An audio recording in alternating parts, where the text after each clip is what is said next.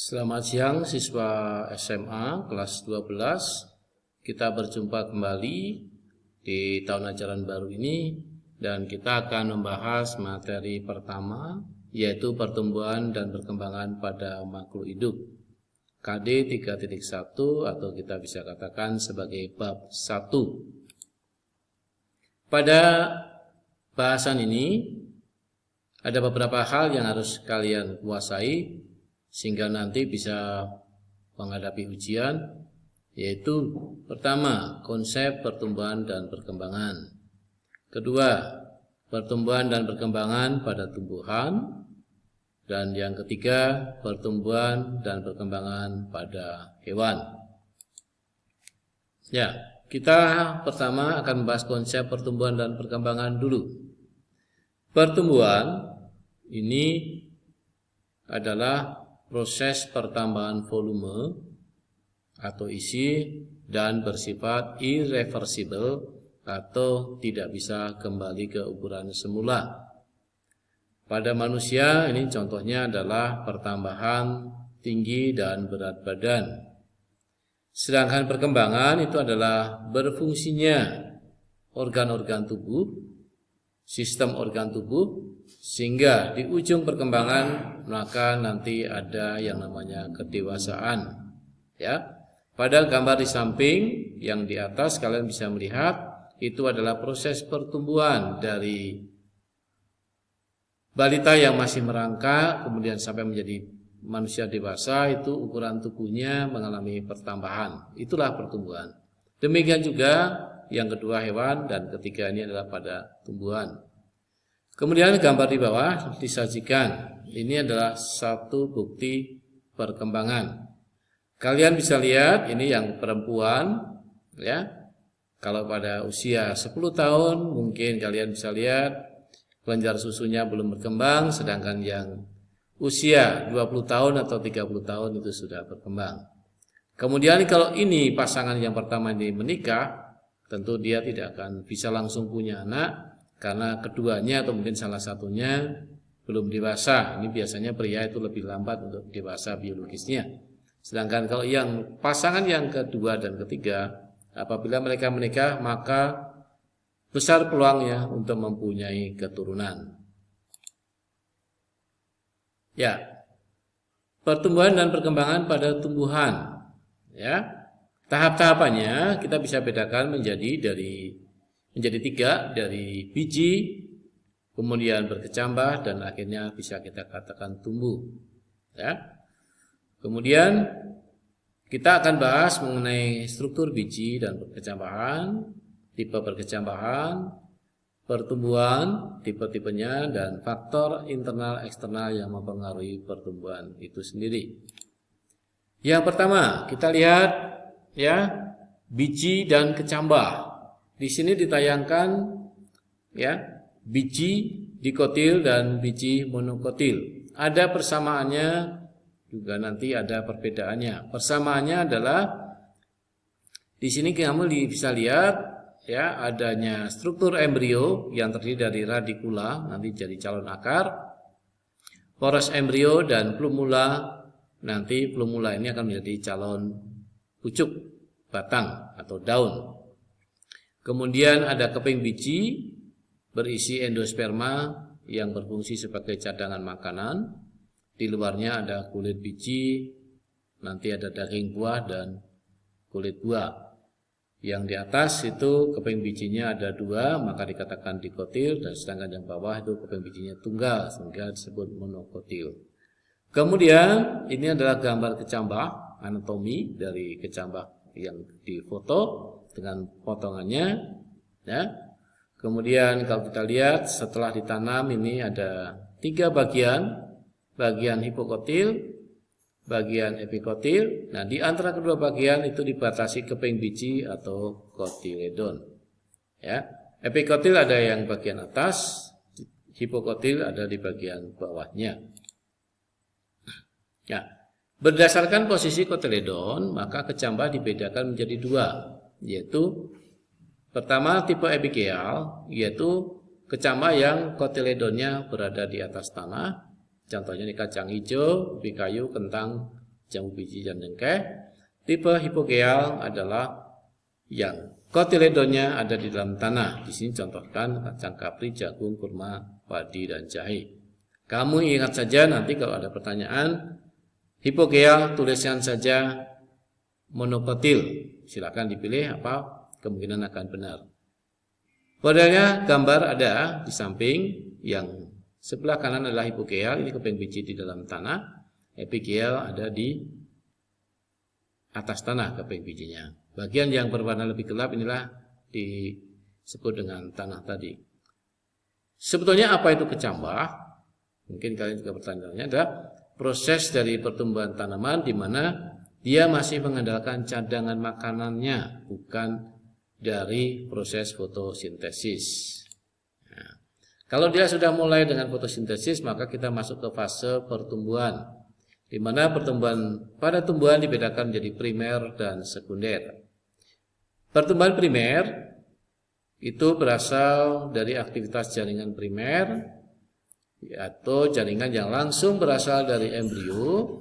Kemudian disebut juga pertumbuhan apikal karena merupakan aktivitas meristem apikal. Keduanya terletak di ujung akar dan di pucuk batang. Dampak dari peristiwa ini nanti tumbuhan itu akan semakin tinggi dan akarnya akan semakin masuk ke dalam pusat bumi, semakin dalam. Nah, di sini disajikan dua gambar. Pertama itu adalah aktivitas pertumbuhan pada ujung akar, ya. Dibedakan menjadi daerah proliferasi.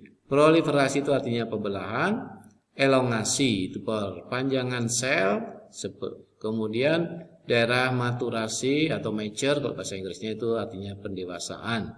Di sini di daerah yang pendewasaan inilah terjadi yang namanya spesialisasi dan diferensiasi. Di situ terbentuk juga xilem dan floem.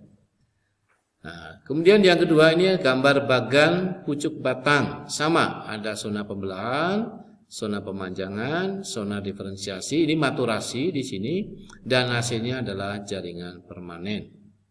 Ya, ini pertumbuhan primer. Kemudian pertumbuhan sekunder. Pertumbuhan sekunder berasal dari aktivitas meristem sekunder, yaitu jaringan meristem atau jaringan yang selalu membelah tetapi tidak berasal langsung dari embrio. Ya, dampaknya ini adalah pertambahan diameter batang. Ya, di sini kita lihat penampang dari tumbuhan yang belum mengalami pertumbuhan sekunder. Kalau gambarnya kurang jelas, kalian bisa nanti cari di sumber yang ada di bawah ini. Ya, di sini adanya adalah xilem primer dan xilem primer dan floem primer serta cambium. Ya. Kemudian yang kedua, perbedaannya, kamu lihat perbedaannya, di situ ditambahkan adanya xilem primer, xilem sekunder dan floem sekunder. Ya, itu merupakan aktivitas dari cambium, ke arah dalam membentuk xilem sekunder, ke arah luar membentuk floem sekunder. Nah, aktivitas ke arah dalam ini nanti akan menghasilkan yang namanya lingkaran tahun. Ya, untuk di daerah dua musim seperti Indonesia, nah, lingkaran, kenapa dinamakan lingkaran tahun? Karena musim kemarau dan musim penghujan itu ada dalam satu tahun, ya, itu sehingga dinamakan dengan lingkaran tahun. Kemudian apa saja yang mempengaruhi proses pertumbuhan pada tumbuhan? Ada faktor internal berupa gen dan hormon, sedangkan faktor luar berupa kompetitor, alelopati, dan faktor-faktor abiotik. Gen itu sendiri merupakan sifat bawaan atau pembawa sifat, atau paling gampang kita jangan bakat atau turunan, sifat-sifat turunan yang diwariskan oleh orang tua. Kemudian ada hormon. Ini merupakan senyawa kimia yang dibentuk di dalam tubuh berdasarkan gen. Ini sifatnya nanti bisa memacu atau menghambat pertumbuhan. Kompetisi atau kompetitor merupakan peristiwa saingan di mana dua spesies tumbuhan di tempat yang sama membutuhkan zat hara yang sama, membutuhkan mineral yang sama, maka salah satu atau keduanya akan mengalami kekurangan sehingga pertumbuhannya melambat. Alelopati merupakan senyawa kimia yang dihasilkan oleh satu tumbuhan yang bersifat racun bagi tumbuhan lain. Kemudian faktor abiotik artinya yang tidak hidup, contohnya air, mineral, suhu, dan kelembapan. Nah, nanti sisanya kamu bisa mencari dari literatur.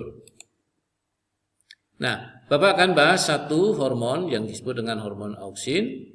Ini dinamakan juga asam indol asetat, ditemukan oleh Wen, ya, seorang ahli biologi dari Belanda.